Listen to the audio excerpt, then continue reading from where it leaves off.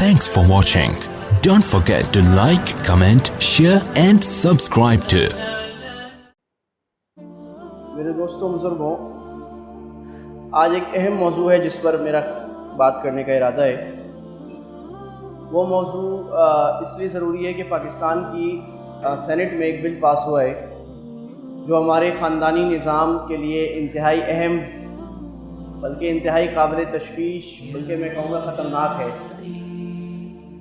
اور عام طور پر ہمارے ہاں کیونکہ مزاحمت یا موافقت تو ہوتی ہے لیکن بات کو گہرائی سے سمجھا نہیں جاتا، لہٰذا میں کوشش کروں گا کہ اس بل پر علمی انداز سے بغیر جذبات کے کچھ بات آپ کے سامنے عرض کروں، اور پھر ہم سب مل کر اپنی کیپیسٹی میں کوشش کریں کہ اس قسم کے کام پاکستان میں کم سے کم ہوں۔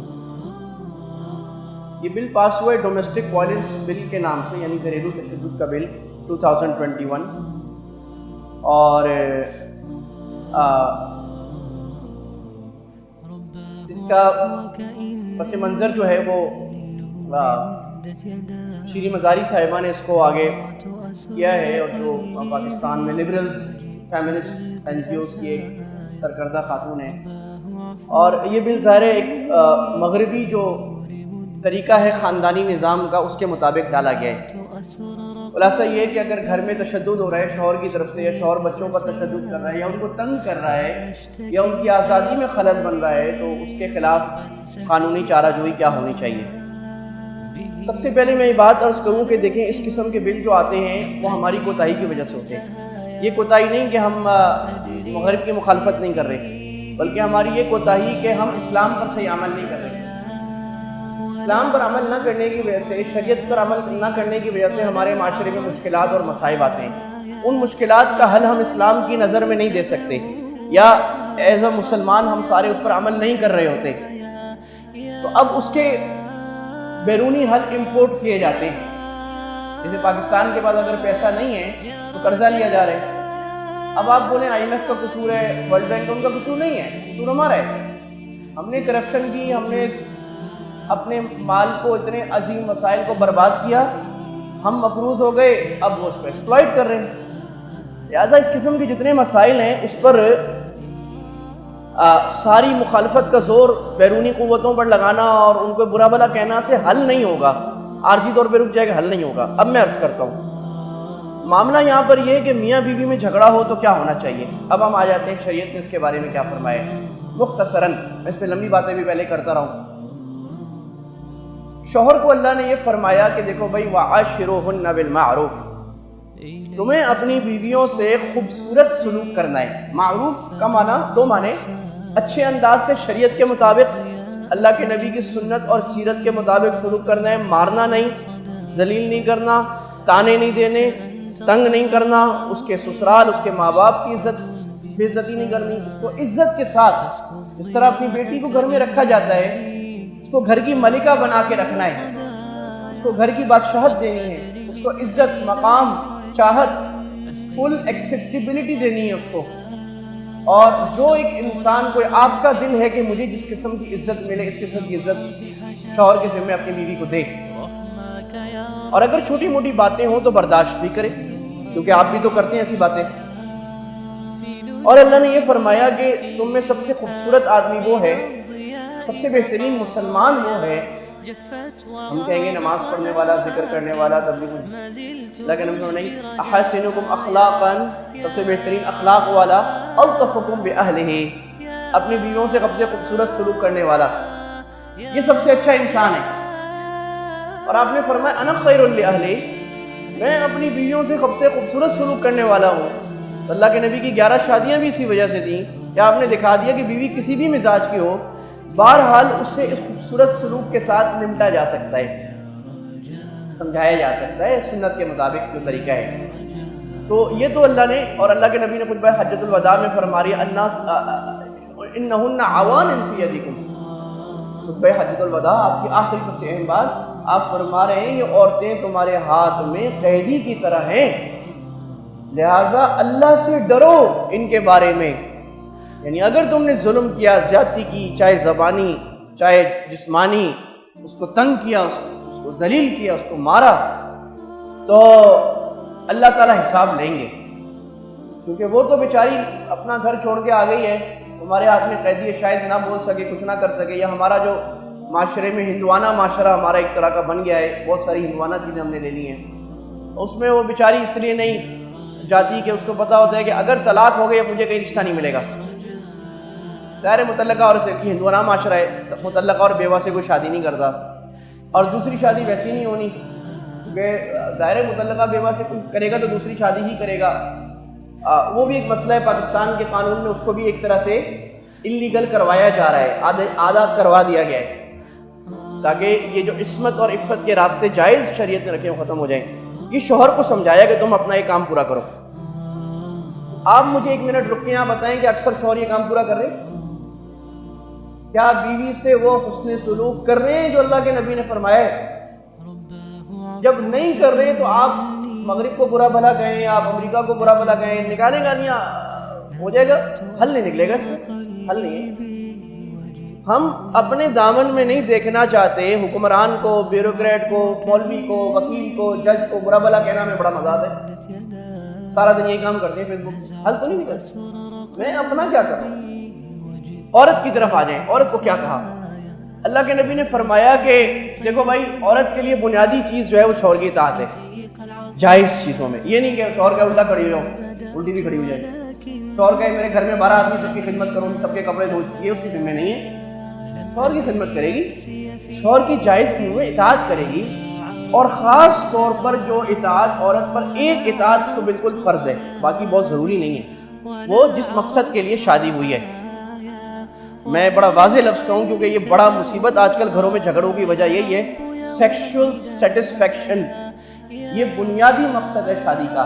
اگر عورت یہ نہیں کر رہی، وہ ڈیکوریشن کر رہی ہے، کپڑے خرید رہی ہے، گھر میں سارے صفائی کر رہی ہے، تو وہ اپنا کام پورا نہیں کر رہی، وہ نہ کرے وہ کام۔ یہ مرد کی حاجت ہے جس کے مقصد کی شادی ہوئی ہے، اس لیے اللہ کے نبی نے فرمایا عورت تندور پر بھی ہو، مرد اپنی طرف اپنی اس جائز خواہش کو جائز طریقے سے پورا کرنے کے لیے بلائے، وہ چھوڑ کر آ جائے۔ مطلب یہ جتنے اہم ترین کام میں ہو، گھر میں یہ کام اہم ہے۔ لیکن اگر شوہر نے گھر میں 10 کام اس کے سر پہ ڈال دیے ہیں، وہ رات کو نڈھال ہو کے آتی ہے، پھر آپ بولو ابھی یہ بھی کرو، یہ ظلم ہے، جاتی ہے۔ اس کو فارغ کرنا چاہیے کہ وہ سیٹسفائی ہو کر آسان سے رات کو تیار ہو، اور یہ بہت بڑا مسئلہ ہے اس وقت، نہ یہ عورتیں سمجھتی ہیں نہ مرد سمجھتے ہیں کہ جھگڑوں کی بنیادی وجہ یہ ہوتی ہے، کیونکہ جب یہ خواہش پوری نہیں ہوتی تو شدید قسم کی فرسٹریشن آتی ہے، اور اس فرسٹریشن میں پھر سارے کام، جھگڑے، گالیاں، طلاقیں ہو رہی ہوتی ہیں۔ اور تو عورت کو کہا تم نے اطاعت کرنی ہے، اور یہاں تک اللہ کے نبی نے فرمایا کہ ایما امرأۃ صلت خمسہا، وہ 5 وقت کی نمازیں پڑھے، رمضان کے روزے رکھے، وَأَطَاعَتْ بَعْلَهَا، اور شوہر کی اطاعت کرے، تدخل من ای باب الجنت شاءت، جنت کے جس دروازے سے چاہے داخل ہو جائے۔ بنیادی چیز بیوی پر کیا رکھی؟ شوہر کی اطاعت۔ یعنی یہ یک طرفہ نہیں ہے کہ آپ بیوی کو بولے تم تو کرو اپنا کام۔ ہوتا کیا ہے، شوہر بیوی کو بولتے ہیں تم اطاعت نہیں کری، اطاعت نہیں کری، بیوی شوہر کو بولتی ہے تم یہ کر رہے ہو، یہ کر رہے ہو، دونوں بلیم گیم کھیلتے ہیں، حل نہیں ہوتا، ہر ایک کو اپنا کام کرنا ہے۔ اور یہاں قرآن میں بھی اللہ نے جو سورہ نساء کی بنیادی آیات ہیں خاندانی نظام کی، الرجال قوامون علی النساء، اللہ نے فرمایا کہ مرد سرپرست ہے، سربراہ ہے گھر کا، قوام ہے، گھر کو سنبھالنے والا ہے۔ اب اگر مرد گھر کو سنبھال نہیں رہا تو وہ اس عزت کا بھی قابل نہیں ہے جو اس کو ملنی چاہیے۔ سنبھالنے والا ہے، کیوں؟ اللہ نے بعض لوگوں کو بعضوں پر فضیلت دی ہے، تو شوہر کو اللہ نے بیوی پر فضیلت دی ہے، شوہر بادشاہ ہے تو بیوی ملکہ ہے، رکھا ہے، غلام نہیں رکھا، آپ کا وزیر رکھا ہے، آپ کا مشیر رکھا ہے، اس سے مشورہ کرو، فیصلہ شوہر کا چلے گا۔ الصالحات قانتات، نیک بیویاں وہ ہیں جو اطاعت کرتی ہوں۔ اب یہ پھر بات آ گئی اطاعت کہ بیوی کا بنیادی کام کیا ہے؟ شوہر کی اطاعت۔ قانتات حافظات للغیب بما حفظ اللہ، شوہر کی جب شوہر نہیں ہے تو وہ اس کی عزت، عصمت اور اس کے مال کی حفاظت کرے، اور گھر میں جو اصول شوہر بنا کے گیا ہے اس کی پابندی کرے۔ یہ ہمارا یہ بھی مسئلہ ہے، ہم گھر کے اصول نہیں بناتے۔ آپ پہلے دن اصول بنا لیں، نہیں بنائے تو ابھی بنا لیں، بھائی یہ اصول ہے، تم یہ کرو گی میں یہ کروں گا، رضامندی سے ان اصولوں کو لکھ لیں، سائن کر لیں، تاکہ جھگڑا ہو تو ہم POR کی طرف جائیں، بھائی یہ لکھا تھا نا ہم نے، ہم کہتے ہیں بس جو میں کہتا ہوں وہ صحیح ہے، وہ کہتی ہے میں جو کہتی ہوں صحیح ہے، تو جھگڑا ہی ہوگا۔ جب آپ نے کوئی تو باہمی رہنا ہے نا، تو آپ کو اصول ضوابط بنانے چاہیے۔ تو عورت کے ذمہ کیا ضروری ہو گیا؟ اطاعت۔ آگے کہا واللاتی تخافون نشوزہن، وہ عورتیں جس سے تمہیں خطرہ ہو جائے نافرمانی کا۔ تو اب اطاعت کے مقابل کیا لفظ آ گیا؟ نشوز، نافرمانی۔ تو معلوم ہو گیا کہ بیوی کی طرف سے شوہر کی نافرمانی یہ گناہ ہے، یہ غلط کام ہے، اس سے شادی ٹوٹے گی۔ بیوی کا کام ہے اوبیڈینس، شوہر کی بات ماننی۔ اوبیڈینس کو میں نے بتا دی کہ جس مقصد کے لیے شادی ہوئی ہے اس میں، اور مناسب خدمت، بس اس میں، یہ نہیں کہ آپ ساری دنیا کے کام ڈالے، یہ ضروری نہیں ہے۔ اب اگر عورت یہ بات نہیں مانتی تو کیا کرے؟ تو پہلا درجہ یہ فاعظوہن، سمجھاؤ۔ اس کو آج کہا جاتا ہے ڈائلاگ، ہیو اے ڈائلاگ، بیٹھو مل کر، کھانے پہ بیٹھیں، باہر چلے جائیں کہ ریسٹورینٹ میں بیٹھ جائیں، کھانے پہ لے جائیں، کہیں گھمانے لے جائیں، گھر میں الگ سے بیٹھ جائیں، آج بھائی بیٹھتے ہیں آرام سے مل کر بیٹھے بات کریں، کیا مسئلہ ہے؟ دونوں بات طے کریں آپس میں، پردے کی حدود میں کوئی بھی۔ اور اگر یہ بھی نہیں مانتی تو پھر واہجرہن فی المضاجع، اگر بیوی پھر بھی اطاعت نہیں کر رہی تو اس کو کیا کرو؟ بستر الگ کر دو۔ اس کو یہ ایک خیال آنا چاہیے، اگر تھوڑی عقل ہے، اس میں فہم ہے کہ شوہر نے اپنے سے مجھے الگ کر کے دوسرے کمرے میں کر دیا ہے تو اس کا کوئی مطلب ہے، بہت خراب ہے، ڈسٹرب ہے میری وجہ سے، مجھے صحیح ہونا چاہیے۔ اور اگر اس پر بھی راضی نہیں ہوتی، اس پر بھی صحیح نہیں ہوتی تو وَاضْرِبُوهُنَّ، آپ نے فرمایا پھر پٹائی کرو۔ اچھا پٹائی کا مطلب یہاں یہ نہیں دے مار 4.5، پٹائی کا مطلب ہے آپ نے فرمایا بھائی چہرے پر نہیں مارنا، نمبر 2 ایسا نہیں مارنا جس سے نشان پڑے۔ وہ پٹائی تکلیف کے لیے نہیں ہے، وہ علامتی ہے۔ یوں بھی کر دیا تو یہ بڑی خفت کی بات ہے کہ عزت بھائی تمہیں اتنی تنگ کیا ہے، تمہیں یوں کرنا پڑ گیا، کیوں کیا؟ بعض علماء نے کہا یہ 3 قسم کی عورتوں کا بیان ہے۔ سمجھدار عورت ہے، پڑھی لکھی سمجھدار ہے، وہ فعظوہن سے صحیح ہو جائے گی، جب بات کریں گے سمجھائیں گے صحیح ہو جائے گی۔ جو تھوڑی کم سمجھدار ہے تو وہ بستر الگ کرنے سے، اور جو بالکل بے وقوف ہے، اس کو پتہ ہی نہیں اب میں جو عمل کر رہی ہوں اس کی کانسیکوینسز کیا ہوں گے، نتیجہ کیا ہو سکتا ہے، تو اس کے لیے تیسرا درجہ ہے۔ یہ تو 3 درجے ہو گئے کمرے کے اندر۔ خلاصہ یہ کہ میاں بیوی کا اگر جھگڑا ہو تو کمرے سے باہر حتی الوسع، یار آپ بھی بول دیا کرو یار، میں ہی بولتا ہوں، ون وے ٹریفک نہیں جانا چاہیے۔ میاں بیوی کا معاملہ کمرے کے اندر سلجھ جانا چاہیے۔ ہوتا ہے کبھی بیوی نخرے سناتی ہے، شوہر کو چپ ہو جانا چاہیے، کبھی میاں صاحب کو غصہ ہو تو تھوڑا بہت تو چلتا ہے، برتن ہے رہیں گے، چلنا بھی چاہیے، ہوتا رہتا ہے۔ لیکن جب بہت زیادہ معاملہ ہو جائے کہ انبیریبل ہو جائے اور اب ساتھ رہنا مشکل ہو جائے، اور ہر وقت کا جھگڑا اور ہر وقت کا تکرار، اور شوہر نے جس مقصد کے لیے شادی کی ہے وہ پورا نہیں ہو رہا، اور بیوی نے جس مقصد کے لیے شادی کی ہے، ایک امن والی چھت، ایک عزت اس کو ملے، ایک سکون ملے، ایک سنبھالنے والا عزت سے ملے، وہ نہیں ہو رہا، تو اب معاملہ زیادہ خراب ہے۔ اب کیا حل ہے؟ ابھی بھی شریعت نے نہیں کہا کہ قانون بیچ میں آ جائے، پولیس آ جائے، بلکہ اب فرمایا فَبَعَثُوا حَكَمًا مِّنْ أَهْلِهِ وَحَكَمًا مِّنْ أَهْلِهَا، بھائی ایک حکم لڑکی والوں کی طرف سے، ایک حکم لڑکے والوں کی طرف سے، ایک سمجھدار آدمی لڑکے والا بزرگ اور ایک سمجھدار بزرگ لڑکی والوں کی طرف سے۔ یہ عام طور پہ مرد ہونا چاہیے، کیونکہ مرد میں اللہ نے فطری طور پر معاملہ سلجھانے کی طاقت زیادہ رکھی ہے، عورت میں بھڑکانے کی طاقت زیادہ رکھی ہے، فطری بات ہے۔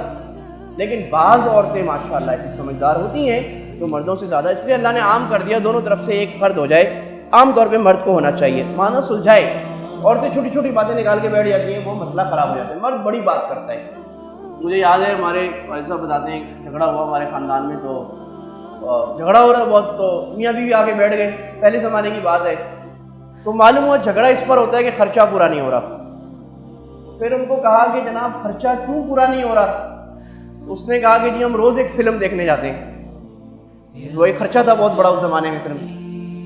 تو اس نے شوہر سے کہا کہ بھائی تم روز نہیں لے جاؤ فلم دکھانے، اس نے کہا پھر وہ روتی ہے، چلو بھائی یہ تو معاملہ ہی نہیں۔ اب جب اس کو اس کے رونے کی فکر ہے تو آپس میں نپٹا لے معاملہ، تو معاملہ آپس میں نمٹ جانا چاہیے، لیکن نہیں ہو تو دونوں حکم بیٹھیں اور معاملہ سلجھائیں، اور وہ دونوں TOR اصول بنا دیں، جو میں نے عرض کیا اصول بنا دیں، بھئی یہ اصول ہوں گے، تم بھی اس کی پابندی کرو گی، تم بھی اس کی پابندی کرو گے، دونوں مل کر۔ اللہ نے فرمایا ان یریدا اصلاحا یوفق اللہ بینہما، اگر وہ مرد میاں بیوی یا دونوں صلح کرانے والے اصلاح چاہتے ہوں گے تو اللہ میاں بیوی کے درمیان موافقت پیدا فرما دیں گے، اگر وہ چاہتے ہوں گے۔ آج یہ بھی بڑا مسئلہ ہے، آج اگر جھگڑا ہو جائے تو لڑکی کے ماں باپ بھی اس کو بھڑکاتے ہیں، اس کو یہ جواب دو، یہ گھر اتنے بے وقوف مائیں اتنی بے وقوف اتنی احمق ہوتی ہیں، اپنی بیٹیوں کا گھر تباہ کرتی ہیں، یہ جواب دو، یہ جواب دو آگے سے۔